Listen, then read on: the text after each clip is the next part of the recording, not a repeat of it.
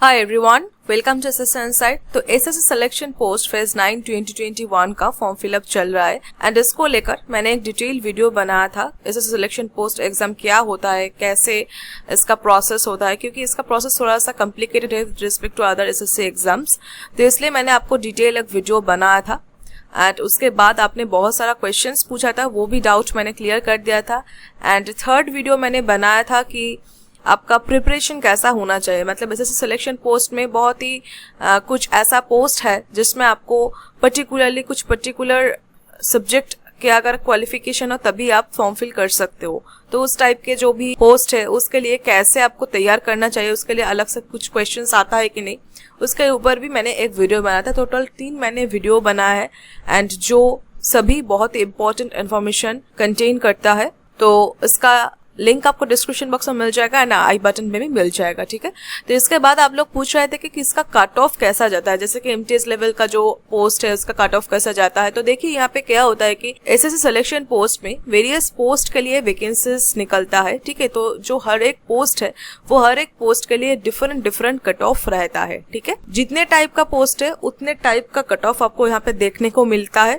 तो पर्टिकुलरली अगर आप कोई पोस्ट के लिए अप्लाई कर रहे हो तो उस पर्टिकुलर पोस्ट के लिए क्या कट ऑफ जाएगा, तो वो आप प्रीवियस ईयर का जो फेज 8 और फेज 7 है उसका रिजल्ट से आप पता कर सकते हो, ठीक है। तो आप वो कैसे देखोगे मैं आपको यहाँ पे दिखा दूंगी।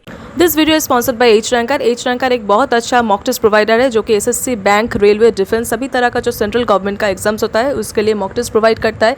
एसएससी का यहाँ पे जो भी एग्जाम्स होता है CGL, CHSL, MTS, CPO, GD, selection post, stenographer, junior engineer सभी एसएससी एग्जाम्स के लिए यहाँ पे फुल लेंथ मॉक टेस्ट मिल जाएगा। फुल लेंथ मॉक टेस्ट के साथ साथ यहाँ पे प्रीवियस ईयर का question, sectional mock test, chapter wise test भी मिल जाएगा। यहाँ पे फुल लेंथ मॉक टेस्ट के साथ साथ जो भी क्विजेज है सीजीएल, सीएचएसएल, जीडी, एमटीएस के लिए यहाँ पे जो भी क्विजेज है ये बिल्कुल फ्री है। यहाँ पे 200+ बिल्कुल फ्री क्विजेज है, इसके लिए पेमेंट करने की कोई ज़रूरत नहीं है। 200+ फ्री क्विजेस के साथ साथ यहाँ पे प्रीवियस ईयर का क्वेश्चंस भी अवेलेबल है। यहाँ पे total 75 full length previous year का क्वेश्चंस है जो भी बिल्कुल फ्री है, इसके लिए भी परचेस करने की कोई ज़रूरत नहीं है।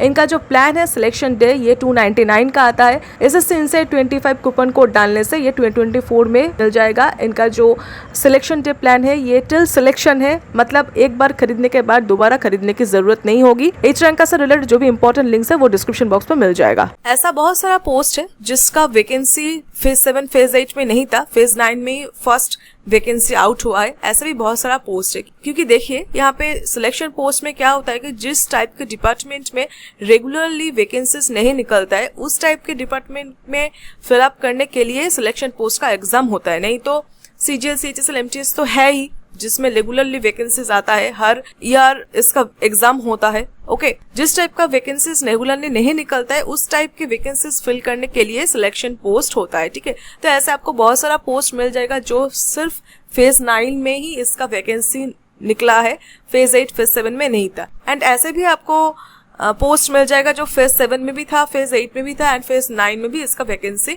निकला है, ठीक है। तो वो आप कैसे पता कर सकते हो वो मैं आपको दिखा देती हूँ। ये मेरा कैंडिडेट पोर्टल है, यहाँ पे मैं आपको दिखाती हूँ कि मैं यहाँ पे फेज 9 सिलेक्ट कर रही हूँ। यहाँ पे सेंट्रल रीजन सिलेक्ट करके मैं यहाँ पे सर्च कर रही हूँ, ठीक है। तो देखिए यहाँ पे ये थर्ड में ये एक पोस्ट है, ये गर्ल कैडेट इंस्ट्रक्टर GCI, ठीक है। ये सिर्फ फीमेल ओनली का पोस्ट है। तो हम देख लेते हैं कि इसका वैकेंसी फेज 8 में, दैट इज फेज 8 2020 में था कि नहीं। तो अगर रहता है तो इसका हम कट ऑफ भी देख सकते हैं, है ना। तो ये आपका फेज 9 का है। अब देख लेते हैं कि फेज 8 में था कि नहीं। तो मैं फिर से और एक बार देख रही हूँ, यहाँ पे फेज 8 चूज कर रही हूँ, यहाँ पे सेंट्रल रीजन चूज कर रही हूँ। सर्च करके ये आ गया सेंट्रल रीजन का सभी पोस्ट। यहाँ पे हमें ढूंढना है कि गर्ल कैडेट इंस्ट्रक्टर का कोई पोस्ट है कि नहीं। तो यहाँ पे देखिए फर्स्ट में पोस्ट नहीं दिख रहा है कुछ भी। ये देखिए गर्ल कैडेट इंस्ट्रक्टर का ये पोस्ट है, ठीक है। एंड यहाँ पे देखिए ये सेम पोस्ट है, मतलब ये लेवल 4 20 to 25 इसका रिक्वायरमेंट्स है। एंड यहाँ पे भी देखिए लेवल 4 20 to 25 का रिक्वायरमेंट है, ठीक है। यहाँ पे देखिए इसका ये डिपार्टमेंट है, ये 2020 में इसका डिपार्टमेंट है। ये देखिए 2021 में भी इसका डिपार्टमेंट सेम ही है। तो यहाँ पे देखिए व्यू डिटेल्स में हम देखिए, ये व्यू डिटेल्स में ये 2021 का व्यू डिटेल्स में देखिए जो भी यहाँ पे रिक्वायरमेंट्स है, ये देखिए जो भी रिक्वायरमेंट्स है, अगर 2020 के पोस्ट में जाए व्यू डिटेल्स में जाके तो देखिए यहाँ पे भी सेम ही रिक्वायरमेंट्स है। ओके, तो अगर कोई गर्ल क्रेडिट इंस्ट्रक्टर के लिए अप्लाई करना चाहते हैं तो वो क्या कर सकते, वो ये पोस्ट कोड से निकाल सकते हैं कि इसका कट ऑफ क्या गया था। अब ये 2021 के लिए वैकेंसी है, तो 2020 में अगर हमें सर्च करना है कि गर्ल क्रेडिट इंस्ट्रक्टर का क्या कट ऑफ था, तो हमें क्या करना है, ये पोस्ट कोड याद रखना है। अब रिजल्ट में जाना है, ये एसएससी का ऑफिशियल वेबसाइट है। ये रिजल्ट में अगर आप जाओगे तो यहाँ पे आप अदर्स पे क्लिक करोगे। अदर्स पे क्लिक करोगे तो यहाँ पे देखिए 12 अप्रैल का तीनों ये राइट अप एंड रिजल्ट है।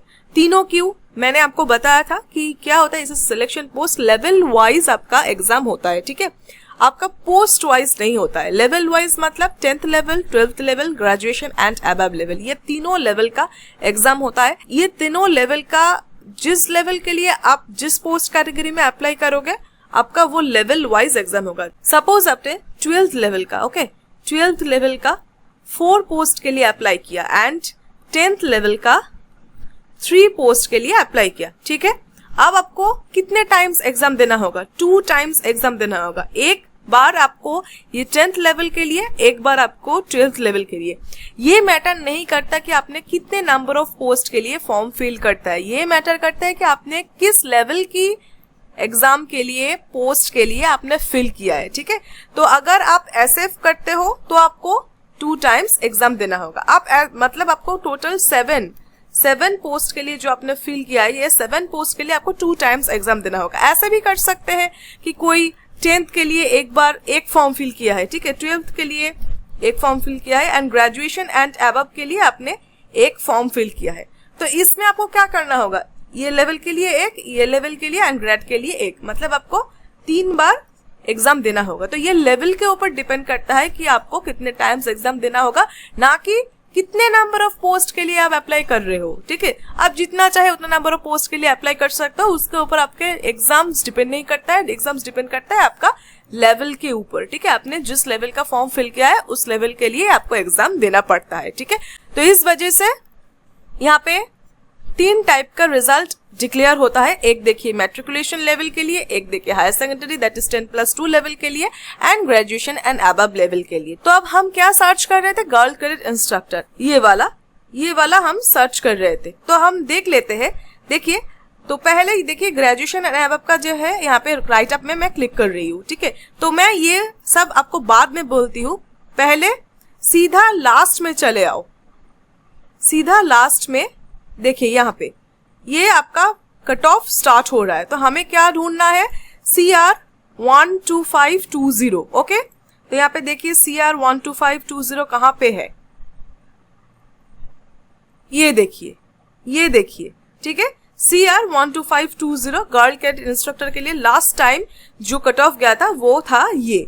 अब देखिए यहाँ पे क्या होता है, 1 होता है देखिए SC कैटेगरी के लिए, ये होता है OBC कैटेगरी के लिए एंड ये होता है अनरिजर्व्ड कैटेगरी के लिए एंड 0 होता है EWS के लिए। ओके, तो ये रेस्पेक्टिव कैटेगरी के लिए यहाँ पे देखिए मेंशन्ड है क्या क्या कट ऑफ गया है। ठीक है, अब इतना कम कट ऑफ कैसे, क्योंकि ये एक पर्टिकुलर पोस्ट है जिसमें कुछ स्पेसिफिक रिक्वायरमेंट्स है। आप देख सकते हैं क्या रिक्वायरमेंट्स है यहाँ पे, ये देखो यहाँ पे ये NCCC सर्टिफिकेट रिक्वायर होता है जो सबके पास तो नहीं होता है। ठीक है, तो इसलिए ये स्पेसिफिकेशन के लिए यहाँ पे इतना कम कट ऑफ जाता है। ठीक है, देखिए SC कैटेगरी के लिए 50, OBC कैटेगरी के लिए 70 अराउंड, अनरिजर्व कैटेगरी के लिए 92.81 एंड EWS कैटेगरी के लिए 64.66।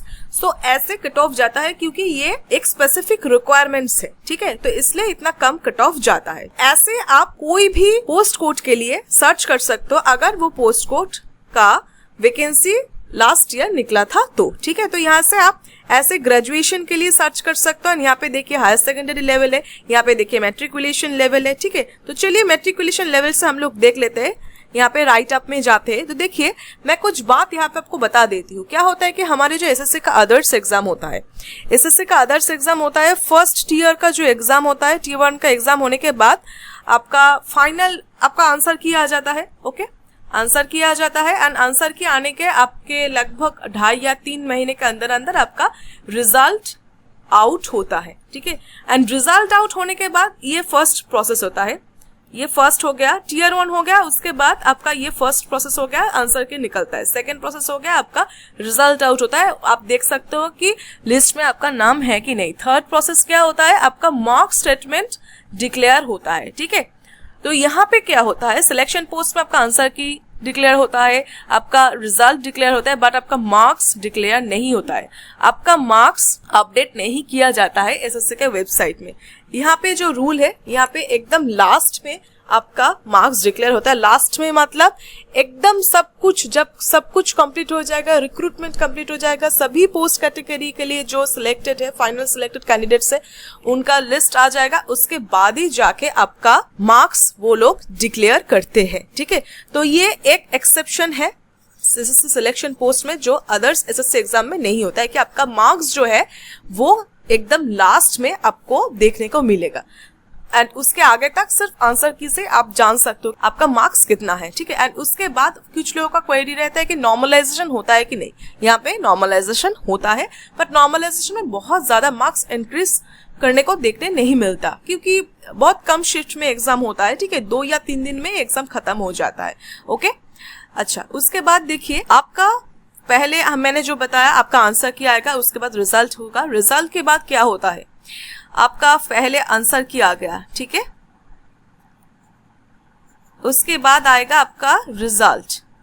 रिजल्ट के बाद क्या होता है, आपका स्क्रूटिनी होता है। स्क्रूटिनी होता है। स्क्रूटिनी में क्या होता है, स्क्रूटिनी में आपका जो भी एजुकेशनल क्वालिफिकेशन का सर्टिफिकेट से रिलेटेड जो भी डॉक्यूमेंट्स है, वो डॉक्यूमेंट्स आपका जेरोक्स कॉपी अटेस्टेड करके, एंड जो एप्लीकेशन फॉर्म में आप जो पोस्ट कैटेगरी के लिए आपका नाम लिस्ट में आया है, उस पोस्ट कैटेगरी को एप्लीकेशन फॉर्म आपको भेजना पड़ता है। स्पीड पोस्ट के द्वारा आपको रिस्पेक्टिव रीजनल ऑफिस में भेजना पड़ता है। मतलब अगर आप नॉर्दर्न रीजन के कोई पोस्ट के लिए सिलेक्टेड हो, तो आपको वो नॉर्दर्न रीजन के जो रीजनल ऑफिस का एड्रेस है, वहां पे आपको स्पीड पोस्ट करके आपका एप्लीकेशन फॉर्म एंड उसके साथ साथ आपका जो भी डॉक्यूमेंट्स है, वो सब आपको स्पीड पोस्ट करके भेजना पड़ता है। आई बटन में उसका वीडियो भी आपको मिल जाएगा, कैसे क्या भेजना पड़ता है वो आपको वहां से आपको पता चल जाएगा, ठीक है। तो ये स्क्रूटिनी होता है। एंड स्क्रूटिनी के बाद लिस्ट, फिर से आपका डॉक्यूमेंट्स एक्सेप्टेड हुआ है कि नहीं, वो लिस्ट अपडेट होता है साइट में, एंड देन जाके आपका डीवी होता है, दैट इज डॉक्यूमेंट वेरिफिकेशन होता है, ठीक है। तो यहाँ पे क्या, मैं ये इसलिए एक्सप्लेन कर रही थी कि यहाँ पे जो मेंशन्ड है, देखिए कि आपको कितने नंबर ऑफ कैंडिडेट्स को सिलेक्ट किया जाता है। ये सिलेक्शन मैं ये रिजल्ट का बोल रही हूँ, मतलब रिजल्ट में कितने नंबर ऑफ कैंडिडेट्स को एनलिस्ट किया जाता है। तो क्या होता है, ये वैकेंसी के ऊपर डिपेंड करता है। यहाँ पे देखिए क्या लेगा कि 1:24 vacancies up to 5, 1:10 subject to minimum 100 vacancies, that is more than 5। अब ये क्या है, देखिए, अगर आपने जिस पोस्ट में अप्लाई किया है उसमें अगर आपका वैकेंसी 4 है, ठीक है, तो उसमें 80 कैंडिडेट्स को एनलिस्ट किया जाएगा।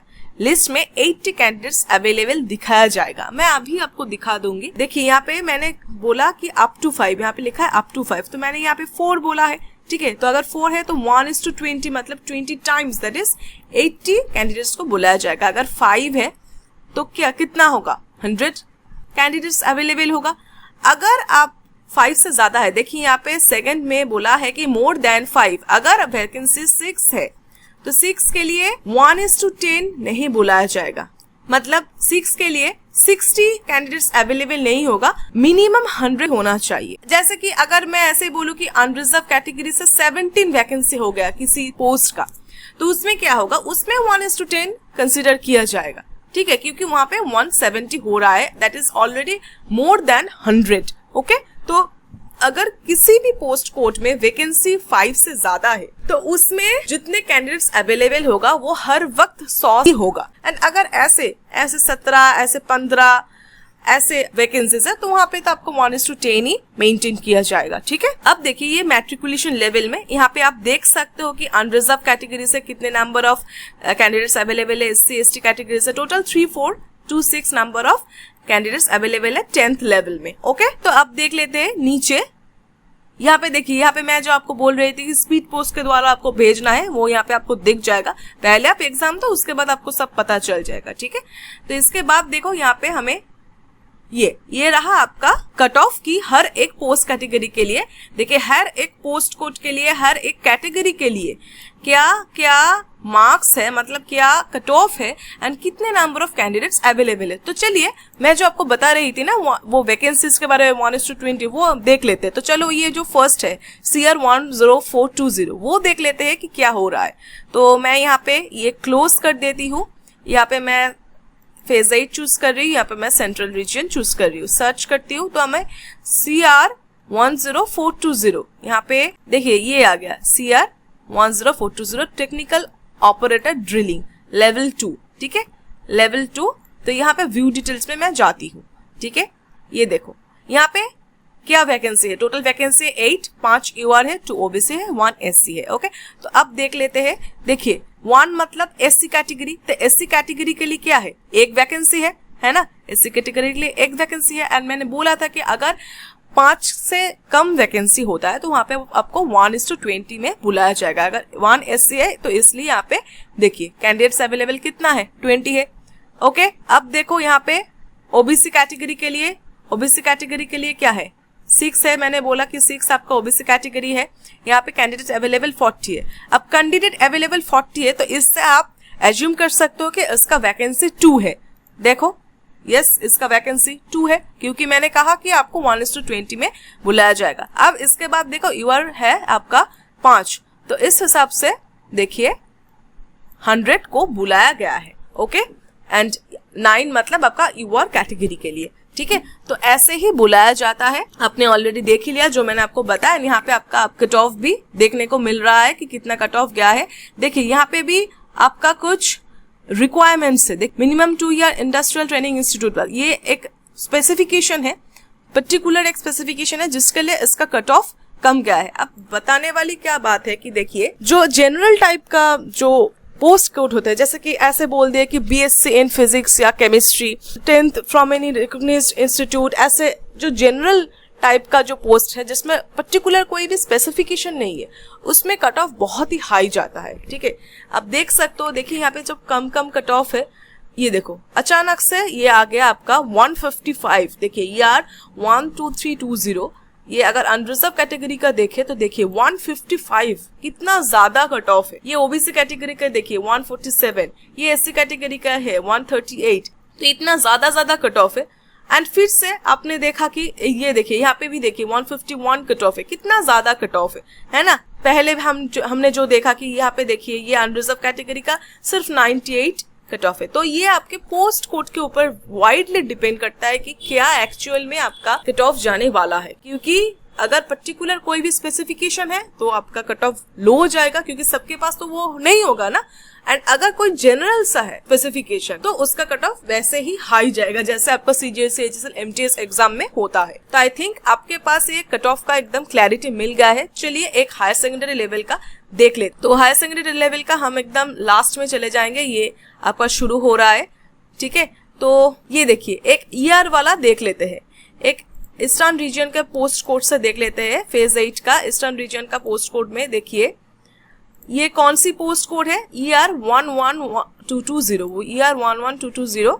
ये देखिए लेबोरेटरी असिस्टेंट ग्रेड 3 जियोफिजिक्स, ठीक है, लेवल 2 का है।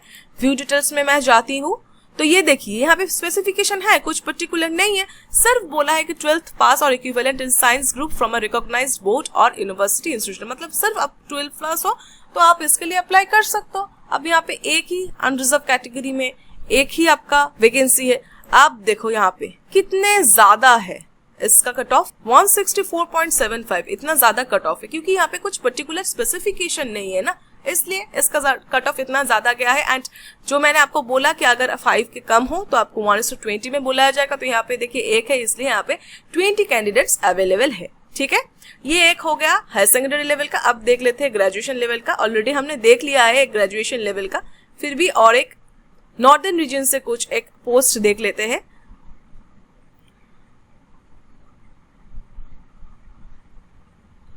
ये देखो नॉर्दर्न रीजन में ये देखो 10120, ये पोस्ट कोड एक बार देख लेते हैं।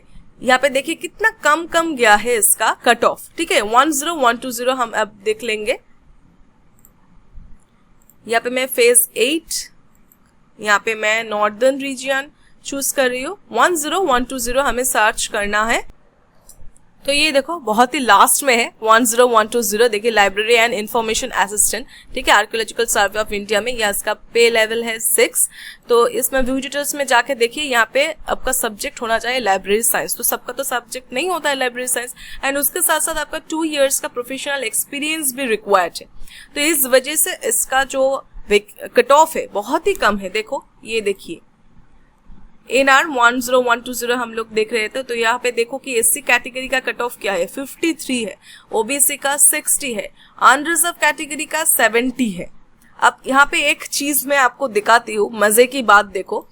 यहाँ पे अनरिजर्व कैटेगरी में 8 है, मतलब 8 आपका वैकेंसी है। तो इस हिसाब से आपको 100 होना चाहिए, बट यहाँ पे कैंडिडेट से अवेलेबल नहीं है। देखिए 100 से ज्यादा बुलाएगा क्या, 100 कैंडिडेट से अवेलेबल नहीं है, 99 कैंडिडेट्स अवेलेबल है, ठीक है। तो ऐसा भी होता है, अगर आपके बैकग्राउंड में ऐसा कुछ सब्जेक्ट है जो बहुत ही रेयर है, सब लोग उसको नहीं पढ़ते हैं, तो ये आपके लिए बहुत ही एक प्लस पॉइंट हो जाता है। समटाइम्स हमें ऐसा लगता है कि क्या करे, ये जो सब्जेक्ट मेरा है इसका तो कुछ नहीं हो सकता, इस सब्जेक्ट को लेकर मैं कुछ भी आगे नहीं कर सकती। बट सिलेक्शन पोस्ट ऐसा एक एग्जाम है जिसमें आपका हर एक सब्जेक्ट का एक प्रायोरिटीज होता है। तो ऐसे जो कुछ रेयर सब्जेक्ट होता है जिसको लेकर सब लोग नहीं पढ़ते, बहुत कॉमन नहीं है, उस सब्जेक्ट को लेकर भी यहाँ पे बहुत सारा एक आपका अपॉर्चुनिटी मिल सकता है। देख ही सकते हो, आपको 100 रिक्वायरमेंट है, बट यहाँ पे कैंडिडेट से नहीं है तो 100 बुलाएगा कैसे। देखिए 6 OBC में 34 कैंडिडेट्स अवेलेबल है, सर OBC में यहाँ पे 2 है, तो 2 है, उस हिसाब से आपको 40 कैंडिडेट्स को बुलाना चाहिए। 40 कैंडिडेट्स ही नहीं है, सिर्फ 34 ही है, तो किसको बुलाएगा, ठीक है। तो ऐसा भी होता है। बट अगर आप अदर्स कुछ भी देखिए, ये देखिए एनी का ये जो पोस्ट कर रहे, देखिए कितना ज्यादा कट ऑफ गया है, 147 कट ऑफ गया है। तो ऐसे बहुत ज्यादा कट ऑफ जाता है जो एकदम नॉर्मल सी है, जिसमें कुछ अलग सा रिक्वायरमेंट नहीं है। और एक पॉइंट मैं बता देती हूँ कि नॉर्दर्न रीजन में थोड़ा सा ज्यादा ही कट ऑफ जाता है, कुछ से भी अगर आप कंपेयर कर लो, क्योंकि नॉर्दर्न रीजन में क्या होता है, कंपटीशन थोड़ा सा ज्यादा रहता है, क्योंकि वहाँ पे ज्यादातर लोग सिर्फ ये जो सेंट्रल गवर्नमेंट के एग्जाम्स होता है उसमें ज्यादातर लोग टारगेट करता है। तो इसलिए नॉर्दर्न रीजन का कट ऑफ यूजुअली हाई जाता है। मतलब मैं आपको एक एग्जाम्पल बताती हूँ, जैसे कि एक आपका पोस्ट होता है लैब असिस्टेंट, ठीक है।